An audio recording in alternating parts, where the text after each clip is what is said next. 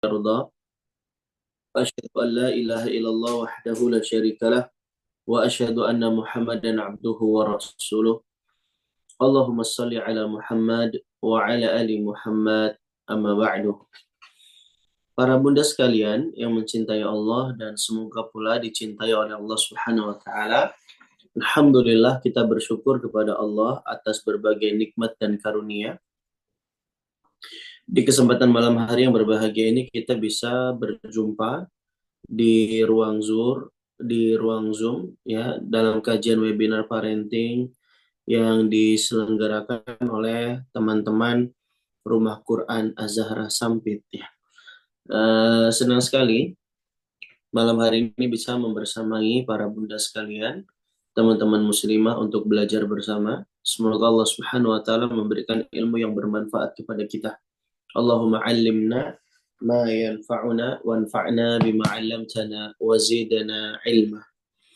Malam hari ini mari kita belajar bersama. Kita akan membahas topik yang cukup menarik ya. Kita meneladani Rasulullah Shallallahu Alaihi Wasallam dalam mendidik anak, gitu ya. Taib, Kak Erlan izin untuk share screen. Semoga Allah Subhanahu Wa Taala memberikan kemudahan dan juga kelancaran untuk acara kita di kesempatan kali ini. Baik ya. Kak Erlan barusan sudah share screen. Apakah terlihat ya, Ayah Bunda? Terlihat Kak, tapi agak miring ya yang ini. Agak miring ya. Sebentar. Iya. Baik, baik, sebentar.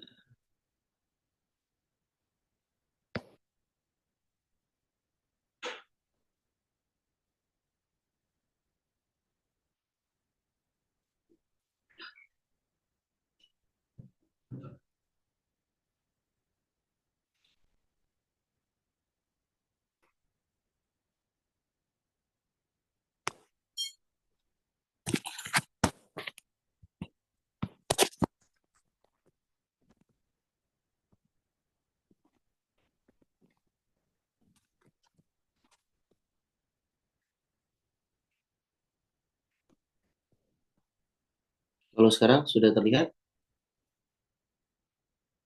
Alhamdulillah sudah Kak. Sudah ya. Baik.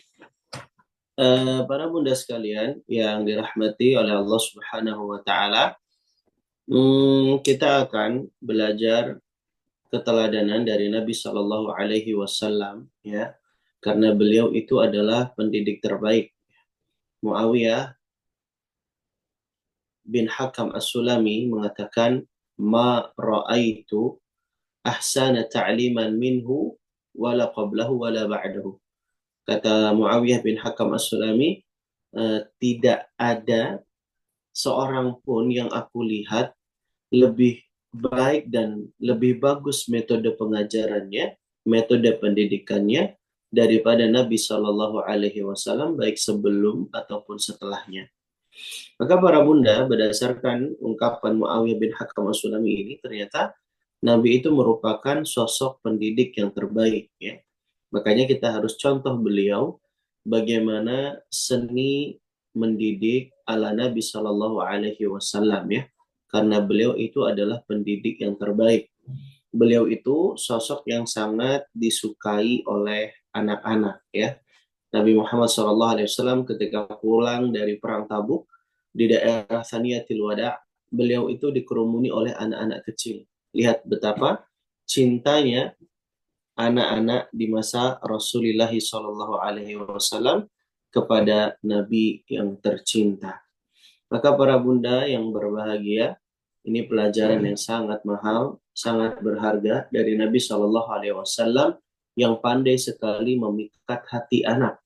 Beliau adalah sosok yang pandai menyentuh hati anak. Ya, Nabi Shallallahu Alaihi Wasallam pernah memiliki anak angkat, ya, namanya Zaid bin Harithah. Zaid bin Harithah ini tadinya dia adalah budaknya Khadijah yang diberikan kepada Rasulullah Shallallahu Alaihi Wasallam. Zaid bin Harithah ini dia jadi budak karena keluarganya itu dirampok ya. sehingga kemudian keluarganya dijual di pasar budak, termasuk Zaid bin Harithah. Lalu kemudian dia yang tadinya adalah orang merdeka, kemudian statusnya menjadi seorang budak. Nah, ketika dia jadi budak Khadijah, Khadijah menghadiahkan Zaid bin Harithah kepada Rasulullah SAW. Dan Rasul menganggap Zaid bin Harithah sebagai anak angkatnya. Rasul merdekakan ia, dan Masya Allah, Zaid bin Harithah suatu kali dia dijemput oleh ayah dan pamannya. Zaid bin Harithah diajak untuk pulang kembali ke rumah. Tapi tahukah kita para bunda, Zaid bin Harithah menolak karena dia lebih betah bersama Rasulullah SAW. Nah, inilah potret bagaimana Nabi Muhammad SAW sangat pandai di dalam menyentuh hati, di dalam membersamai dan mendidik anak-anak. Sampai-sampai nggak mau lepas, nggak mau berpisah dari Rasulullah SAW. Nah, malam hari ini kita akan belajar bagaimana keteladanan Nabi SAW dalam mendidik. Bagaimana beliau sangat pandai menyentuh hati anak. Ada 4 poin penting yang akan kita bahas di kesempatan kali ini. Kita akan mendidik ala Nabi SAW. Ada beberapa keteladanan di sini. Yang pertama, mengekspresikan rasa cinta. Yang kedua, berlemah lembut dan tidak mudah marah. Kemudian yang ketiga, kita akan bahas menunjukkan perhatian dengan bercanda dengan anak. Lalu kemudian kita juga akan bahas poin pijakan yang keempat tentang memberikan apresiasi kepada anak. Baik, semoga Allah Subhanahu wa taala memberikan kemudahan buat kita semua.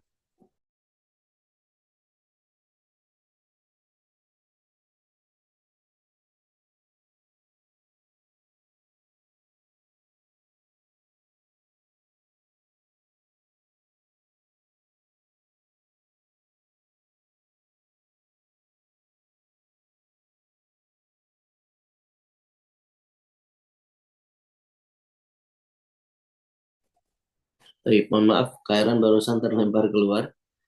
Mari kita mulai pelajaran kita pada kesempatan malam hari ini ya. Insya Allah kita akan belajar mendidik ala Nabi Muhammad Sallallahu Alaihi Wasallam. Baik, mari kita belajar ya para bunda sekalian ya. Baik. Yang pertama, Nabi Muhammad Sallallahu Alaihi Wasallam itu beliau dalam mendidik anak kecil ya, dalam membersamai para sahabatnya, beliau itu tidak sungkan untuk mengekspresikan rasa cinta. Nabi Shallallahu Alaihi Wasallam sangat mengajarkan kita untuk membangun keterhubungan dengan anak-anak terlebih dahulu. Adalah Nabi Shallallahu Alaihi Wasallam, beliau menunjukkan rasa cinta, menunjukkan rasa sayang kepada cucunya. Ya, ini salah satu anak kecil yang hidup di masa Rasulullah SAW. Namanya Al Hasan bin Ali. Suatu kali Nabi pernah menggendong dan menaruh Al Hasan di pundaknya. Lalu Nabi SAW berkata, Allahumma inni uhibbuhu fa'ahibbahu. Ya Allah, sesungguhnya aku mencintai Hasan, maka cintailah ia. Ya. Bahkan dalam riwayat yang lain, Nabi SAW menyuruh para sahabatnya untuk mencintai Hasan dan juga cucu yang lainnya, yaitu Husain. Man ahabbani falyuhibba hadaini. Siapa saja yang mencintaiku, hendaklah ia mencintai dua anak ini, yaitu Hasan dan Husain. Luar biasa nih para bunda yang dirahmati oleh Allah. Bagaimana contoh nyata dari Nabi SAW? Beliau menunjukkan rasa sayang dan cinta kepada anak kecil. Ya, dan ini juga metode yang ditempuh oleh Nabi SAW ketika ingin memberikan nasihat kepada sahabatnya. Ya. Ketika Nabi ingin mengajari sahabat Mu'adz bin Jabal untuk menghafal sebuah doa, doa yang disunahkan untuk dibaca di tiap akhir sholat. Ya. Doanya Allahumma a'inni ala dzikrika wa syukrika wa husni ibadatika. Ya. Ini doanya. Doa ini disunahkan dibaca sebelum salam di tiap akhir sholat. Nabi tujuannya ingin mengajarkan hafalan doa ini. Tapi Nabi Shallallahu Alaihi Wasallam mengawali nasihatnya dengan menunjukkan rasa cinta dan sayang. Apa kata Nabi Shallallahu Alaihi Wasallam? Ya Mu'ad, wallahi inni la uhibbuk, wallahi inni la uhibbuk, usika ya Mu'ad. Wahai Mu'ad, demi Allah aku benar-benar mencintaimu. Demi Allah aku benar-benar mencintaimu. Aku wasiatkan kepadamu wahai Mu'ad. La tada'anna fi duburi kulli salatin taqulu Allahumma a'inni ala dzikrika wa syukrika wa husni ibadatik. Janganlah sekalipun kau meninggalkan doa ini di tiap akhir sholat. Ya. Dan Masya Allah, Nabi hanya ingin mengajari hafalan doa. Nabi menasihati supaya doa ini dibaca dan tidak dilupakan. Namun yang unik adalah Nabi memukaddimahi nasihat dan pesannya ini dengan menunjukkan rasa cinta dan sayang. Masya Allah. Ya Mu'ad, wallahi inni la uhibbuk. Wallahi inni la uhibbuk. Nabi menunjukkan rasa cinta dan sayang sampai bersumpah. Dan menggunakan lafaz-lafaz taukid yang artinya penegasan gitu ya. Ini isyarat Nabi ingin benar-benar menunjukkan rasa cinta dan sayangnya. Nah, ya, para bunda sekalian dirahmati oleh Allah, kita juga sebagai orang tua, sebagai pendidik, hendaknya menerjemahkan rasa sayang dan cinta kepada anak-anak kita. Apalagi anak-anak kita masih kecil, kebanyakan mereka itu belum matang kognisinya, bahkan mereka juga belum bisa begitu memahami dan belum bisa 100% menerjemahkan rasa sayang dan cinta dari orang tuanya. Makanya kita jangan sungkan untuk menunjukkan rasa sayang kepada anak-anak kita. Ketika memerintah, ketika melarang, muqaddimahi dengan rasa sayang. Nah, Umi sayang banget sama kamu. Nah, Umi cinta banget sama kamu. Ayo nak ngafal doa ini. Ayo nak ngafal zikir ini. Ayo nak ngafal ayat Quran ini. Dan seterusnya. Kadang kita nyuruh anak sesuatu, lupa untuk membangun koneksi dan kehangatan terlebih dahulu. Padahal kaidahnya connection before correction. Pentingnya membangun koneksi sebelum memberikan koreksi gitu. Nah, maka para bunda, kalau kita nyuruh anak ziyadah nambah hafalan, ini kalau kita nyuruh anak murojaah ataupun baca Al-Quran, sudah belum dimukadimahi dengan rasa cinta dan sayang. Ini teladan dari Nabi Shallallahu Alaihi Wasallam ya. Bagaimana beliau ya tidak sungkan untuk mengekspresikan rasa cinta dalam membersamai anak tatkala mendidik anak-anak. Masya Allah, ini pelajaran berharga buat kita. Dan ekspresi rasa cinta itu nggak hanya dengan lisan, nggak hanya dengan verbal, tapi juga bisa dengan sentuhan, dengan ciuman, dengan dekapan, dengan pangkuan gitu ya.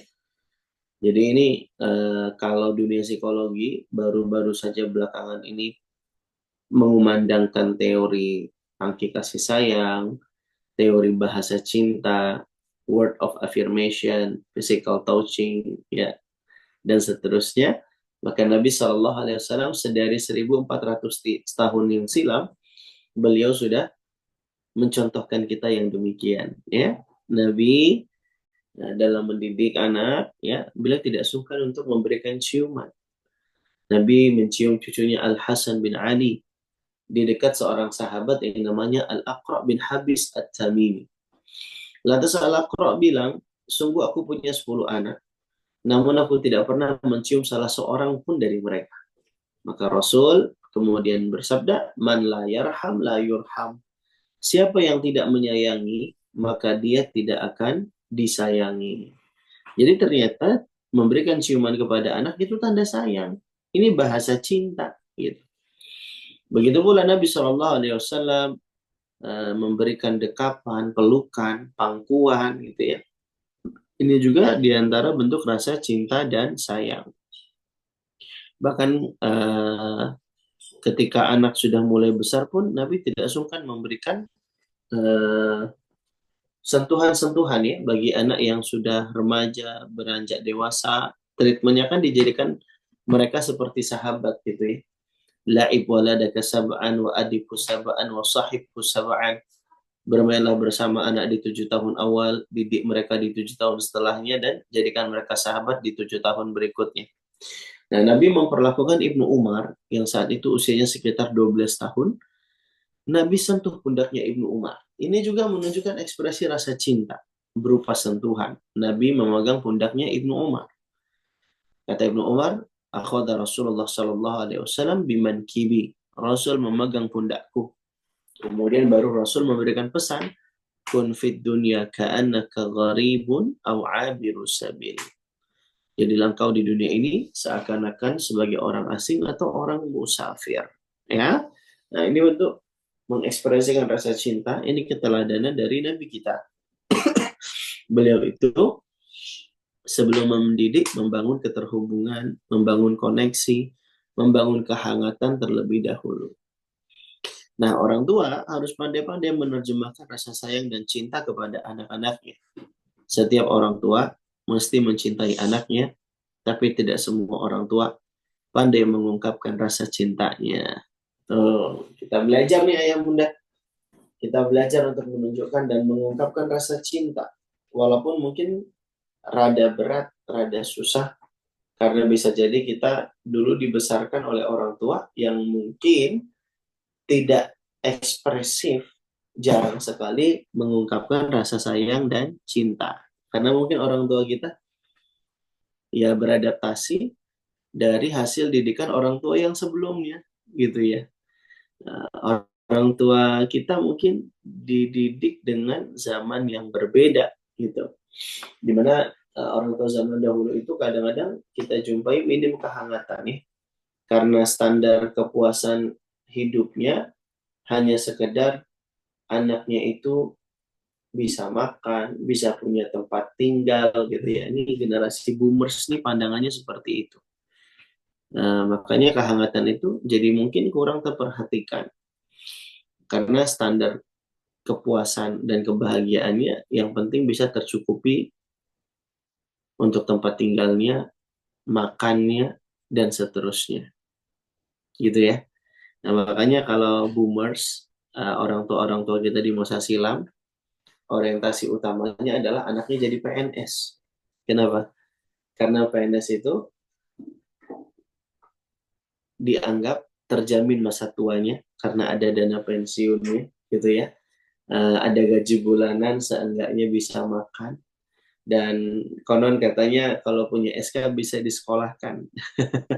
Padahal riba ya, kalau digadein ke bank, kalau dipinjemin ke bank ya. Nah, ini riba nih gitu. Tapi begitulah fenomena yang ada di zaman orang tua kita di masa silam ya.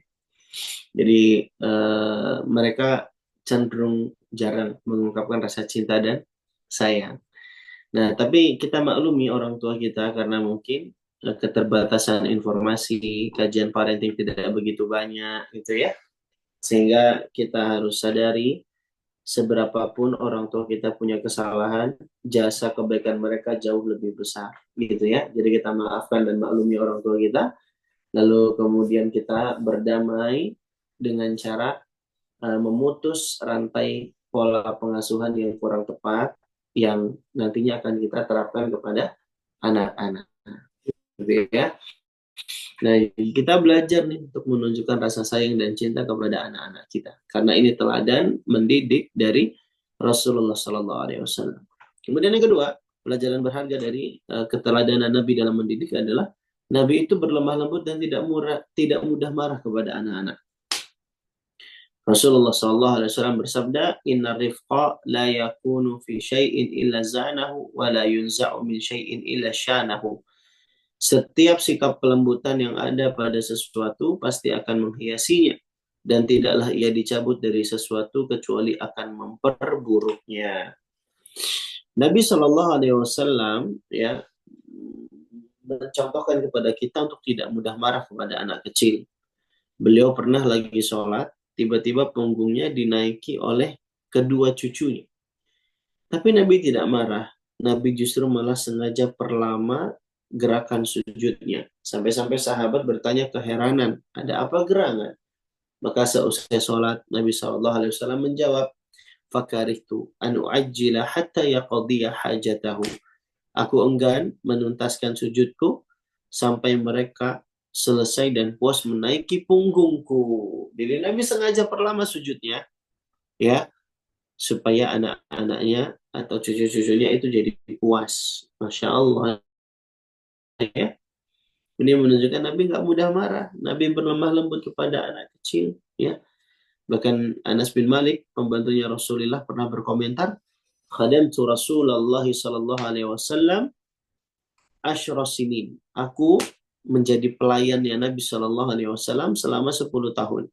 Fama qala li ufin qattu. Dan selama itu beliau tidak pernah mengucapkan sekalipun kepadaku. Nah, para bunda dirahmati oleh Allah Subhanahu wa taala, beginilah Nabi. Beliau berlemah lembut, beliau tidak mudah marah kepada anak kecil. Bahkan beliau juga responsif, ya. Begitu peduli dan care kepada anak kecil yang sedang sedih misalnya, yang sedang nangis misalnya. Nabi suatu kali pernah melihat ada seorang anak kecil namanya Abu Umair. Nabi lihat dia sedih karena burung kecil miliknya itu mati. Maka Nabi Shallallahu Alaihi Wasallam yang terbiasa bercanda dengan Abu Umair, ya, Nabi menyapa. Nabi katakan, ya Abu Umair, ma fa'ala Nughair. Wahai Abu Umair, apa yang dilakukan oleh burung kecil yang namanya Nughair? Insya Allah, Insya Allah. Ini teladan dari Nabi Shallallahu Alaihi Wasallam, ya. Nah, responsif sama anak kecil. Tahu nggak Bunda, kenapa anak lebih suka pakai main sama gadget daripada sama orang tuanya? Jawabannya apa? Jawabannya, karena gadget itu adalah benda yang sangat responsif. Dipegang dia berwarna, disentuh dia nyala, dipijit-pijit dia bersuara, gitu ya. Gadget itu responsif banget, makanya anak-anak suka. Ya.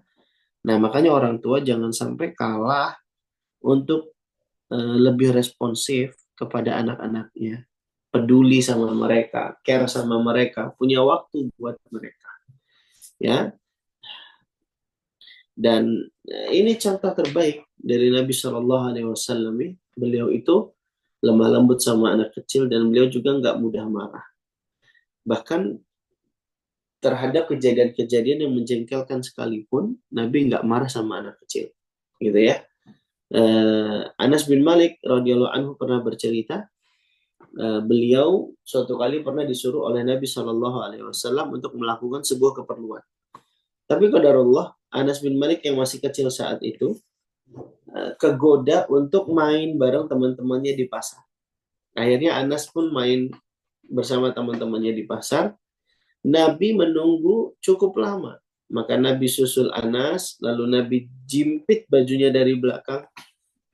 Kemudian Nabi bilang, ya Unais, dhahabta haitsu ma amartuka. Wahai Unais, wahai Anas, apakah kamu sudah mengerjakan atas apa yang aku perintahkan? Nabi nggak marah. Nabi datangi, Nabi sambil tersenyum, lalu kemudian Nabi bilang seperti itu. Padahal bisa banget nih Nabi marah dalam kondisi semisal ini. Tapi Nabi memaklumi. Ustadz, berarti Kak Erlan, berarti marah itu nggak boleh ya? Marah itu ada yang diperkenankan. Marah itu ada yang dibolehkan. Ya, yaitu misalnya marah kepada anak yang melanggar hal-hal yang sangat fundamental yang berkaitan dengan nilai-nilai Islam atau nilai-nilai norma kemasyarakatan. Nih anak udah ngolok-ngolok sholat, anak berani ngeberontak dan bentak-bentak orang tuanya. Nih anak-anak kayak gini dimarahin nggak apa-apa. Jadi nggak semua marah itu tercela. Ada marah yang diperkenankan. Namun hukum asalnya pendidikan dan pengasuhan adalah dengan kelemah lembutan. Ya. Hukum asal dalam memberikan nasihat dan pengajaran adalah dengan kelemah lembutan. Tapi tetap harus berwibawa dan punya ketegasan. Ya. Jadi kehangatannya itu penting para bunda sekalian. Karena kalau di parenting, ya, ketika kita bahas variabel pengasuhan, variabel parenting, itu ada dua aspeknya. Yang pertama aspek kehangatan, yang kedua aspek controlling, ketegasan. Nah, jadi dua aspek ini adalah dua aspek penting dalam pendidikan dan pengasuhan. Ya, kita harus hangat, kita juga tegas, punya aturan kepada anak-anak. Baik, itu teladan kedua dari Rasulullah SAW. Teladan ketiga dari beliau adalah Nabi itu menunjukkan perhatian dan bercanda. Ya, Nabi suka bercanda dengan anak kecil. Nabi pernah bercanda dengan Ummu Khalid, seorang bocah yang lahir di Habasyah. Ummu Khalid ini bocah perempuan yang suka diajak bercanda oleh Nabi Shallallahu Alaihi Wasallam. Suatu kali Nabi perhatian kepada bocah ini, Nabi kemudian ingin memberikan kain hitam kepada Ummu Khalid. Kemudian Nabi bilang, Abli wa akhliki ya Umma Khalid hada sanah. Semoga awet tahan lama, wahai Ummu Khalid, ini sanah. Sanah bil Habasyah Hasan. Jadi sanah ini ternyata bahasa Habasyah, bahasa Ethiopia gitu ya. Dan Nabi tahu kalau Ummu Khalid ini lahirnya di Habasyah. Maka Nabi pakai bahasa yang relate, yang familiar dengan anak. Nah, ini cara Nabi bercanda, sekaligus cara Nabi berkomunikasi ya para bunda sekalian. Jadi kalau sama anak kecil itu nggak salah kalau kita riset bahasa-bahasa apa yang lagi relate di kalangan anak-anak gitu ya. Biar bisa nyambung, bercanda dengan mereka, ngobrol dengan mereka, dan seterusnya. Para bunda udah tahu belum istilah-istilah gen alpha zaman sekarang? Mewing, Sigma, dan lain hal sebagainya. Ya. Nah, ini Nabi contohkan untuk bercanda dengan anak-anak kecil. Ya. Bahkan Nabi juga pernah menyemburkan air kepada Mahmud bin Ar-Rabi'. Kata Mahmud bin Ar-Rabi', aqaltu minan nabiyyi majjatan majjaha fi wajhi wa ana bunu khamsi sinin min dalwin. Kata Mahmud bin Ar-Rabi', yang aku ingat dari Nabi adalah ketika ia menyemburkan air dari dalam mulutnya ke wajahku yang beliau ambil dari sebuah ember kala itu usiaku 5 tahun. Masya Allah. Ini bercandanya Nabi Shallallahu Alaihi Wasallam sampai nyembur air dari mulutnya gitu ya. Nah, bercandaan seperti ini bisa dilestarikan ya, manakala kita sudah punya kedekatan, sudah punya keterhubungan. Kalau sama anak orang asing tiba-tiba kita sembur air dari mulut kan nggak mungkin juga ya. Sama Nabi bercandanya seperti ini karena memang sudah kenal dekat dengan Mahmud bin Ar-Rabi'. Nah, ala kulli hal, poin penting hadis ini adalah Nabi itu beliau bercanda dengan anak-anak kecil, ya, bercanda dengan anak-anak kecil, bahkan pakai bahasa yang relate dengan anak-anak kecil.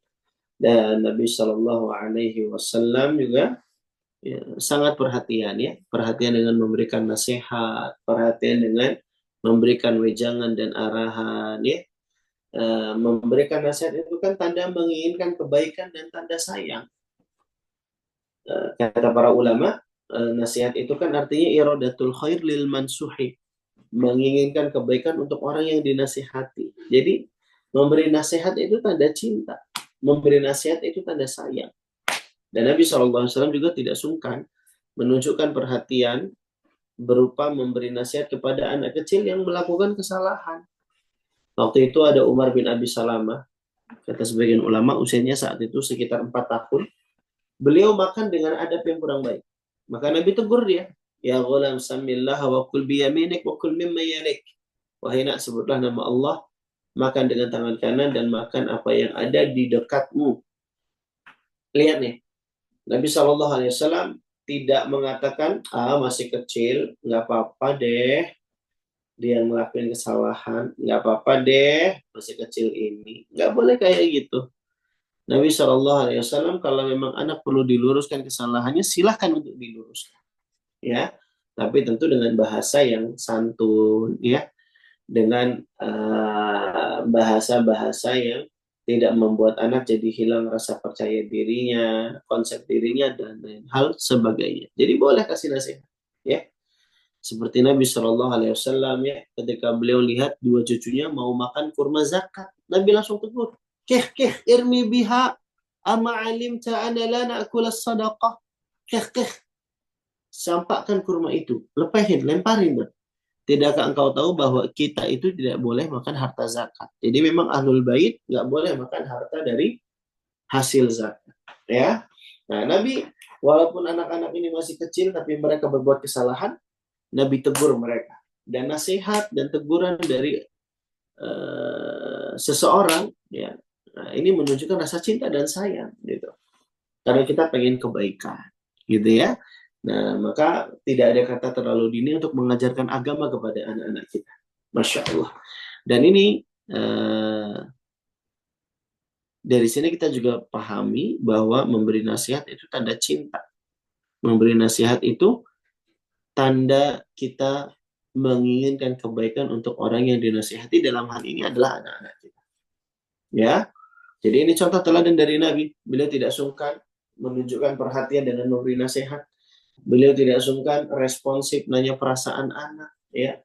Seperti Nabi tadi ketika bertanya kepada Abu Umair, ya, yang burungnya tadi mati. Nah, Nabi juga bercanda nih. Nabi bercanda dengan bahasa yang relate kepada Ummu Khalid. Nabi Shallallahu Alaihi Wasallam juga pernah bercanda dengan Mahmud bin Arabi, menyemburkan air dari mulutnya, dan seterusnya dan seterusnya. Maka ya Bunda, mari kita perhatikan anak-anak kita. Mari kita responsif dengan anak-anak kita, ya. Mari kita sisihkan waktu untuk anak-anak kita. Diperhatikan adalah kebutuhan anak, dan jangan sampai orang tua kalah responsif dibandingkan gadgetnya. Nah, ini terakhir nih para Bunda. Terakhir ya, keteladanan dari Nabi Shallallahu Alaihi Wasallam dalam mendidik adalah memberi apresiasi. Sebagian tokoh parenting mengatakan nggak boleh kasih pujian kepada anak. Jawabannya ini kurang tepat. Boleh memberi apresiasi, boleh memberikan pujian, karena memang itu karakter anak. Hubbut tasji', suka dimotivasi, suka disemangati. Nah, memberi apresiasi itu penting, ya, karena anak sangat suka dengan apresiasi. Adalah Nabi Shallallahu Alaihi Wasallam memberikan pujian kepada seorang sahabat cilik yang bernama Ibnu Mas'ud. Nabi bilang, innaka ghulam mu'allam. Sesungguhnya engkau adalah anak yang terpelajar. Wow, ini pujian dari Nabi kepada Ibnu Mas'ud radhiyallahu anhu. Dan lihat apa kata Ibnu Mas'ud, tidaklah aku menghafal Al-Quran melainkan 70 surat yang langsung aku hafal dari lisannya Rasulullah Shallallahu Alaihi Wasallam. Kalau ada yang lebih dariku, akan aku datangi dia.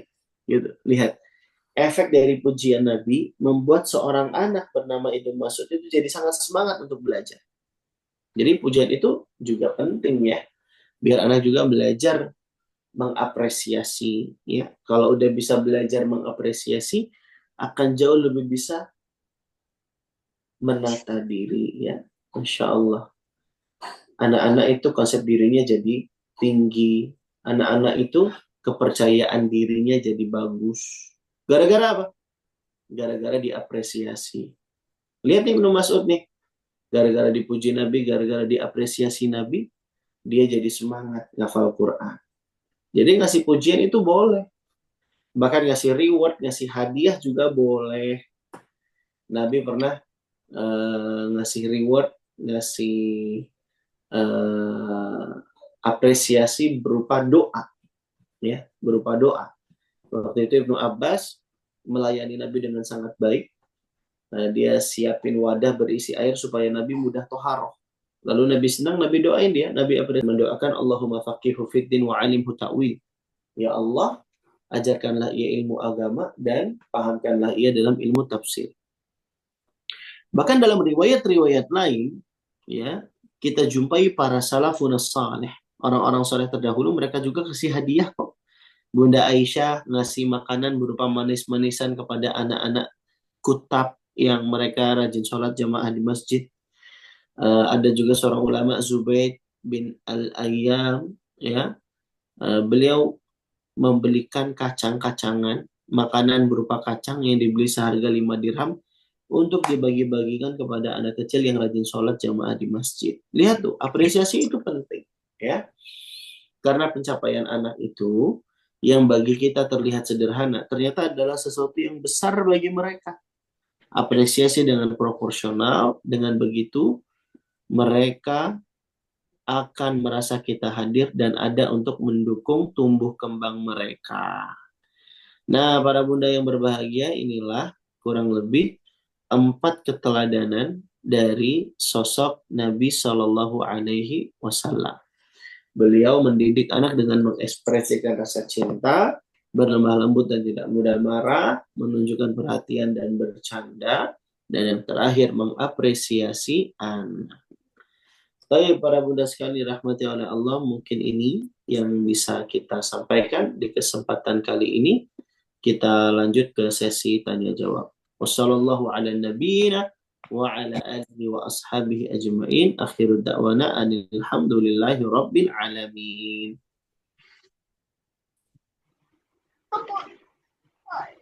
Baik, untuk teman-teman sekalian, setelah ini ialah sesi tanya jawab. Silahkan kepada bunda-bunda yang mau bertanya, boleh banget karena sekarang sesinya untuk tanya jawab. Ada yang mau bertanya, silahkan. Ini ada yang raise hand. Bunda Namira, silahkan langsung open mic aja, nggak apa-apa. Assalamualaikum warahmatullahi wabarakatuh. Ahsanallahu ilaikum, Ustadz Erlan. Pertanyaannya, bagaimana keteladanan Rasulullah apabila anak yang usia belum bisa mengerti, belum mumayyiz, misalnya menghilangkan barang ibunya atau mencoret-coret binder kajian gitu. Tapi dalam hal anak itu kan memang butuh ibunya ada di sisinya gitu, nggak butuh jasad kehadiran dan hatinya juga. Nah, tapi yang saya bingung tuh gimana biar memberitahu kalau itu tuh salah dan jangan diulangi lagi pada usia yang mumayyiz gitu. Keteladanan Rasulullah apabila anak melakukan kesalahan baik yang biasa saja atau yang fatal. Jazakallahu khairan. Iya. Wa jazakallahu khairan. Baik. Nabi Shallallahu Alaihi Wasallam ketika menegur sahabat Umar bin Abi Salamah, saat itu usia Umar bin Abi Salamah sekitar 4 tahun. Jadi ini pendapat sebagian ulama. Itu artinya sahabat Umar bin Abi Salamah itu saat itu dia belum mumayyiz, ya, belum tamis, dia belum sampai usia 7 tahun. Dan mari kita lihat Umar bin Abi Salamah yang makan dengan adab tidak baik itu ditegur oleh Nabi Shallallahu Alaihi Wasallam. Bagaimana Nabi menegur kesalahannya Umar bin Abi Salamah? Nabi katakan, ya gulam, samillaha wa kul biyaminik wa kul mimma yarik. Wahai nak, sebutlah nama Allah. Kalau makan gunakan tangan kanan, dan kalau makan itu dimulai dari yang di dekatmu terlebih dahulu. Para bunda, ini pelajaran sangat berharga buat kita untuk menasihati anak-anak yang belum melewati masa tamis, ya. Dia kognisinya belum matang. Maka Nabi ajarkan kita untuk memberikan contoh yang konkret, bahasa yang lugas, sehingga anak yang kognisinya belum matang itu bisa mencerna dan memahami apa yang kita sampaikan. Anak di usia fase-fase tupulah bisa jadi mereka itu belum paham pakai kata jangan gitu ya. Kalau diberi nasihat oleh orang tuanya, mereka nggak paham dengan kata jangan. Jangan gitu. Taunya anak malah berbuat apa yang kita larang. Karena mungkin anak belum paham. Nah, makanya Nabi ketika lihat Umar bin Abi Salamah itu makan dengan adab yang tidak baik, Nabi bukannya bilang, nggak boleh makan kayak gitu. Jangan makan gitu. Gitu. Tapi Nabi langsung kasih contoh konkret, makan dengan adab yang baik itu seperti apa? Samillaha wa kul biyaminik wa kul mimma yalik. Gitu ya. Nah, karena memang anak dia kognisinya belum matang, ya, belum tamis. Dia bisa jadi belum bisa membedakan mana benar, mana salah. Mana yang berbahaya, mana yang tidak berbahaya. Maka kita perlu langkah-langkah konkret. Selain memberikan nasihat yang konkret, kita juga perlu memberikan langkah-langkah yang konkret.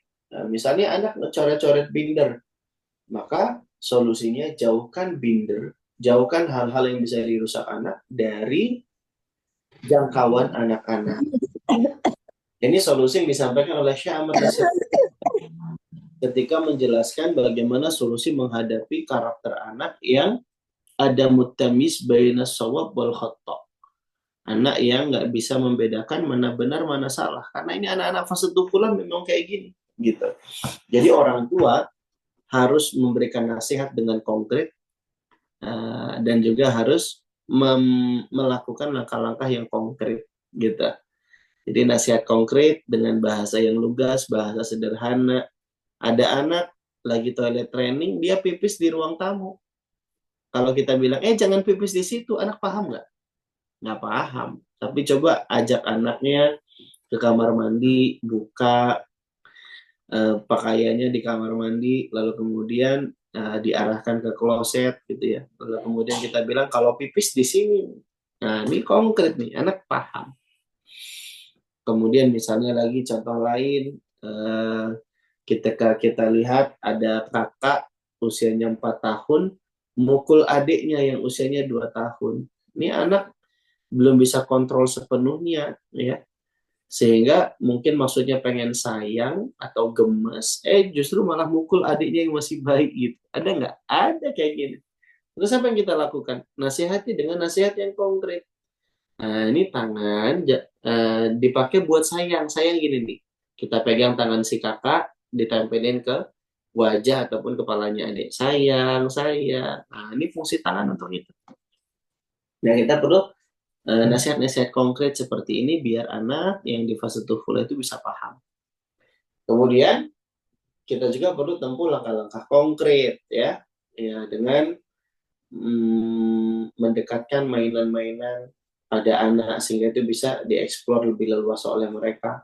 Barang-barang yang rentan, berbahaya, barang-barang penting, dokumen-dokumen misalnya, atau buku-buku, berarti harus dijauhkan dari anak, itu solusinya. Baik. Nah, ya, semoga terjawab. Wallahu a'lam bishawab.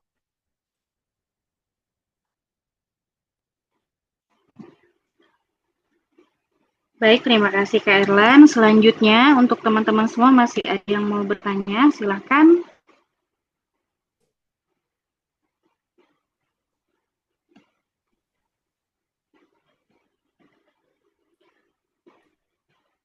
Baik, jika belum ada Kak Erlan, dari saya sendiri, saya izin mau bertanya. Tadi kita udah bahas beberapa parenting ala Rasulullah, ada 4, tapi yang paling susah menurut saya untuk berlemah lembut dan tidak mudah marah. Nah, saya sendiri mungkin karena terbawa parenting ala orang tua zaman dulu, itu kan kalau sama anak kasarnya itu bahasanya parenting ala TNI gitu. Jadi kalau anaknya nggak diteriakin, anaknya nggak berhenti. Ibaratnya kalau kata Kak Erlan tadi, anak itu kan nggak ngerti jangan. Tapi kalau saya biasanya dari orang tua saya itu, kalau nggak diteriakin ya dipukulin, baru bisa nurut. Nah, pada akhirnya itu jadi trauma tersendiri untuk saya, Kak Erlan. Dan akhirnya itu menurun ke anak saya karena satu sisi saya belum bisa mengelola emosi dengan baik ketika menghadapi anak pada saat anak berperilaku yang kurang baik. Nah, kalau misalkan berdasarkan parenting ala Rasulullah, gimana caranya Kak Erlan kita sebagai ibu nih biar lebih mudah untuk meredam emosi, biar lebih cepat untuk meredam emosi, biar tidak memarahi anak? Baik.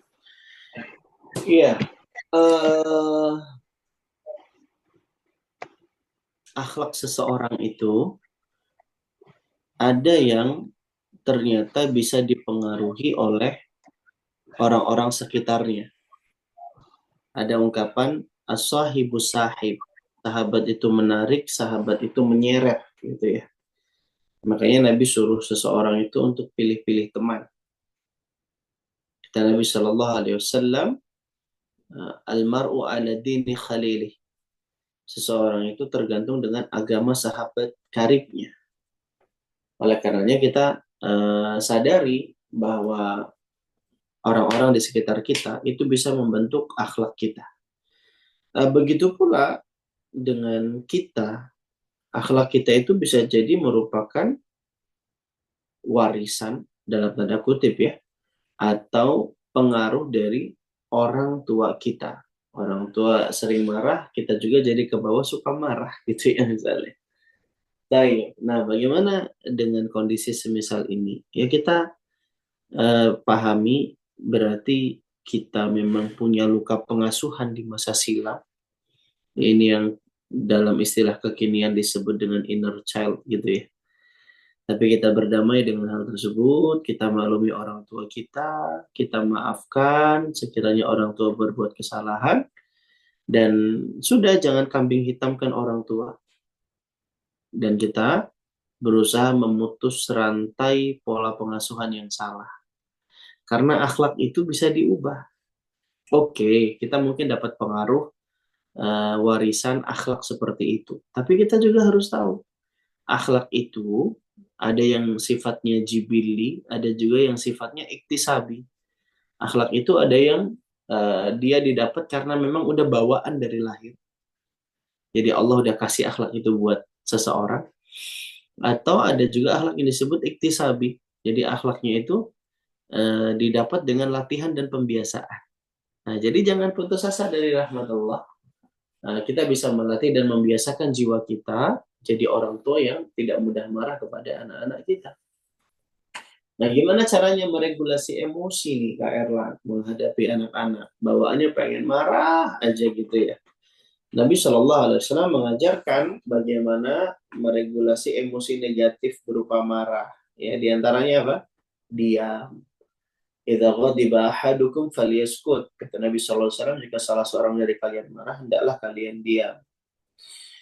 Kemudian selain itu Nabi juga anjurkan kalau pengen marah hendaknya ubah posisi. Hendaknya apa? Ubah posisi ya. Nah, kalau marahnya dalam keadaan berdiri coba duduk, kalau duduk masih marah coba berbaring gitu. Nah, kemudian di antara cara juga supaya kita bisa lebih mudah meregulasi emosi, kita juga penting untuk mengatur mindset dengan pendekatan kognitif ya. Jadi kita perlu ingat-ingat keutamaan menahan marah itu apa. Kita perlu ingat-ingat bahwa ternyata ciri-ciri orang bertakwa itu adalah orang yang bisa menahan amarahnya. Wal kadhiminal ghaidha wal 'afina 'anil nas. Orang-orang bertakwa itu diantara cirinya adalah bisa nahan marah dan mudah memaafkan manusia gitu. Bahkan kita juga coba cari tahu ya keutamaan orang yang bisa nahan marah itu apa. Oh ternyata ada pintu surga yang dikhususkan buat orang yang bisa menahan amarahnya. Namanya pintu surga kadhiminal ghaib. Masya Allah tuh. Ini keutamanya sangat luar biasa. Nah dengan pendekatan kognitif seperti ini juga bisa kan membentuk perilaku kita. Di samping kita juga bisa tempuh langkah-langkah praktis ya untuk merelaksasi diri gitu ya. Lagi pengen marah, misalnya anak numpahin gelas, ya kita foto cekrek, kita relaksasi, tarik nafas, update status. Suatu saat aku akan rindu masa-masa seperti ini gitu ya. Nah ini delay seperti ini, relaksasi seperti ini akan membuat kita jadi lebih bisa memaklumi kenyataan. Dan untuk bisa regulasi emosi kita perlu belajar. Kita perlu membiasakan gitu ya. Baik, makanya ini harus belajar terus, harus latihan terus, dan yang paling penting harus doa terus. Karena sabar itu kan pemberian dari Allah Subhanahu wa taala. Hasan Al-Basri mengatakan, as-sabru huwa kunzun min kunuzillah. Sabar itu adalah perhiasan bagi hamba-hamba yang dikehendaki oleh Allah Subhanahu wa taala. Ini kata Hasan Al-Basri begini nih. Dan beliau juga katakan ya, Kata beliau, la yu'tihillah illa li'abdin karimin indahu. Allah tidak akan berikan kesabaran itu melainkan kepada hamba-hamba yang dikehendaki oleh Allah Subhanahu wa taala di sisinya. Masya Allah. Jadi kebaikan itu asalnya dari Allah, taufik hidayah itu dari Allah, maka tugas kita banyak-banyak doa sama Allah. Di waktu-waktu mustajab doa sama Allah supaya kita dikasih kesabaran dalam mendidik anak-anak kita. Baik, itu jawabannya. Barakallahu fiik. Baik, terima kasih Kak Erlan atas jawabannya. Selanjutnya tadi ada yang nge-raise hand ya. Mohon izin Kak Erlan masih ada satu pertanyaan lagi, bagaimana? Nah, ini terakhir, silakan. Iya, silakan langsung open mic aja kepada Bunda Nizah Maulida.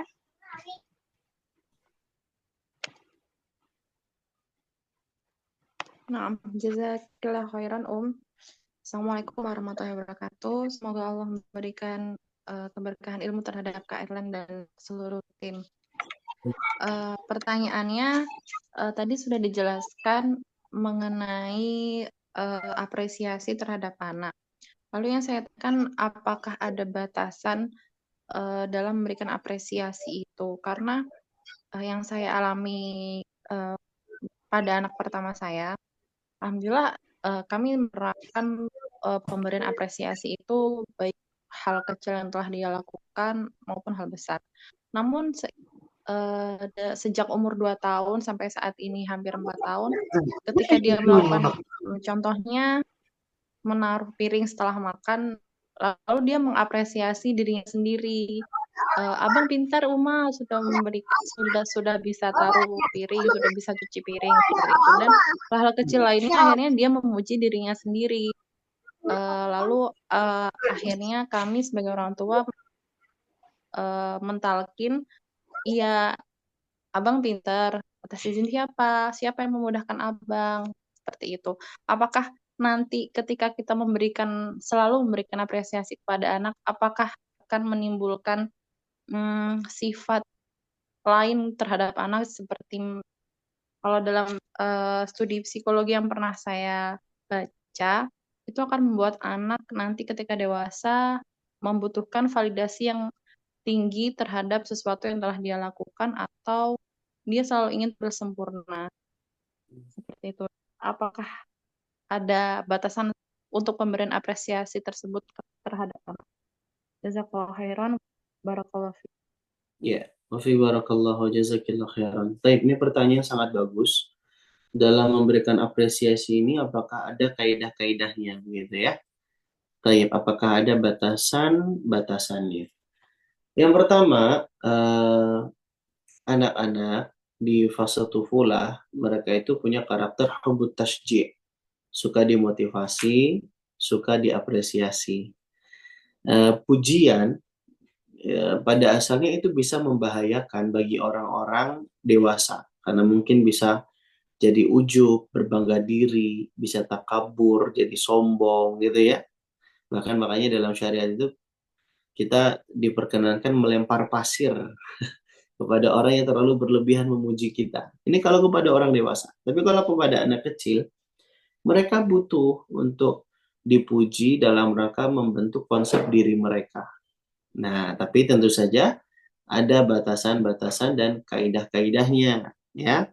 Yang pertama, kalau kita pengen ngasih apresiasi kepada anak, ya, kaidah yang pertama adalah sounding. Kalau kita kasih pujian, kalau kita kasih hadiah, kasih sounding, kasih penjelasan kepada anak. Nah, pujian dari Umi ini jangan menjadi tujuan utama kamu ya nak ya. Nah, kita kalau berbuat baik itu hanya mengharap balasan dari Allah nak gitu. Nah, hadiah dari Umi ini hanyalah sederhana. Nanti kalau kamu ibadah dapat balasan dari Allah, ada hadiah yang lebih istimewa dari Allah, yaitu surga. Di surga bisa makan enak, bisa minum enak, dan seterusnya. Nah, jadi sounding-sounding semacam ini penting. Sounding-sounding semacam ini apa? Penting. Tujuannya buat apa? biar anak itu kebentuk mindsetnya.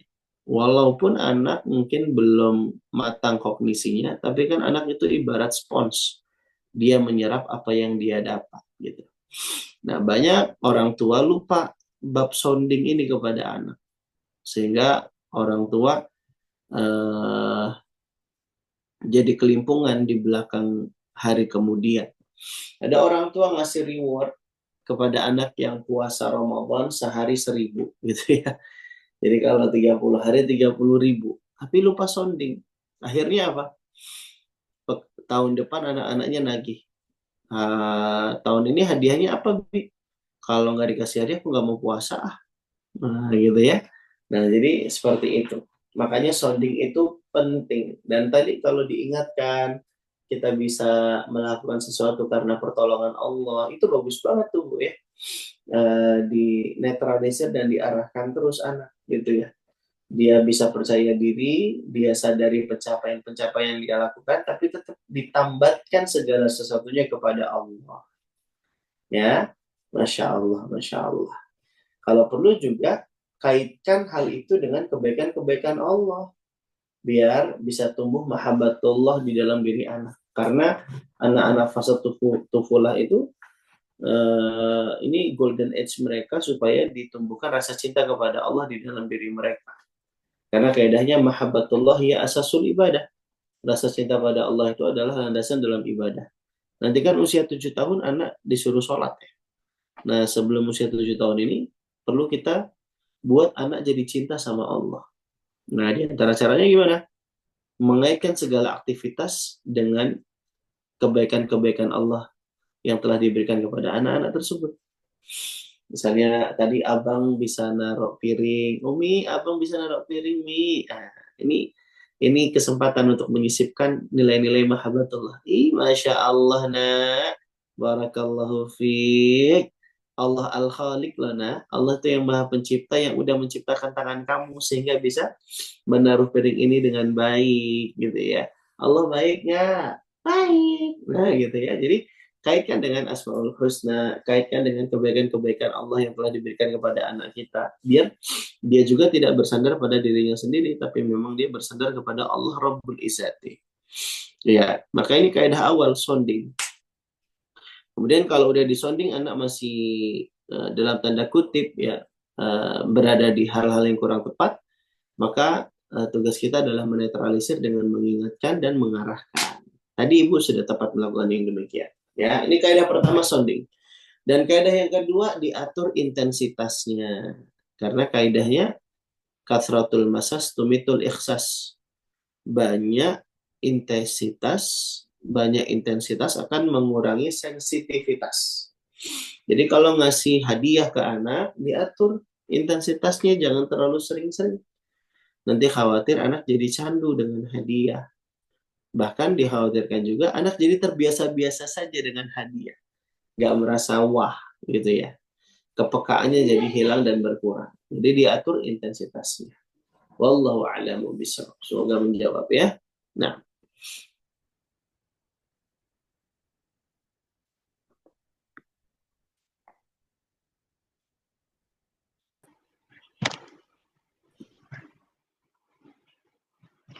Baik, sangat luar biasa sekali pada malam hari ini webinar parenting ala Rasulullah yang dibawakan oleh Kak Erlan. Semoga ilmu yang disampaikan, ilmu yang sudah dipaparkan oleh Kak Erlan pada malam hari ini dapat menjadi berkah untuk kita semua, dapat menjadi manfaat yang baik untuk kita semua ke depannya. Dan tentunya Bapak Ibu Bunda di sini saya rangkum kembali bahwa materi pada malam hari ini ialah bagaimana caranya kita mengekspresikan rasa cinta kepada anak. Setelah itu bagaimana kita berlemah lembut dan tidak mudah marah kepada anak, juga menunjukkan perhatian dan bercanda serta memberi apresiasi kepada anak kita. Dan tadi ada beberapa pertanyaan juga yang dapat mewakili mungkin isi hati daripada Bunda di sini dan sudah dijawab dengan baik oleh Kak Erlan Iskandar. Dan sekali lagi semoga ilmu yang dipaparkan pada malam hari ini menjadi manfaat untuk kita semua. Sebelum kita menutup webinar pada malam hari ini, apakah ada yang ingin disampaikan lagi dari Bunda sekalian ataupun dari Kak Erlan?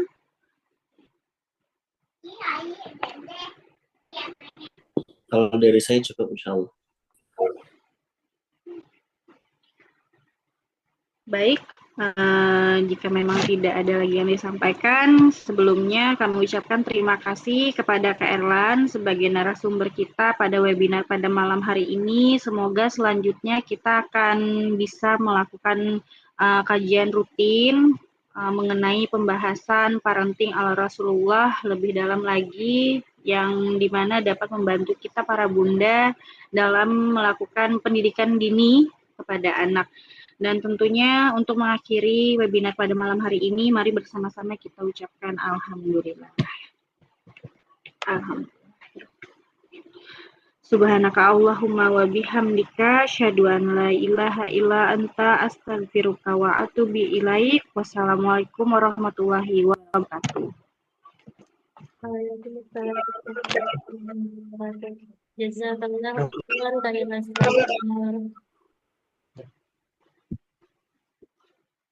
Inginkan. Baik, karena webinar pada malam hari ini sudah kita akhiri, mohon izin kepada Kak Erlan jika mau meninggalkan Zoom silahkan, dan untuk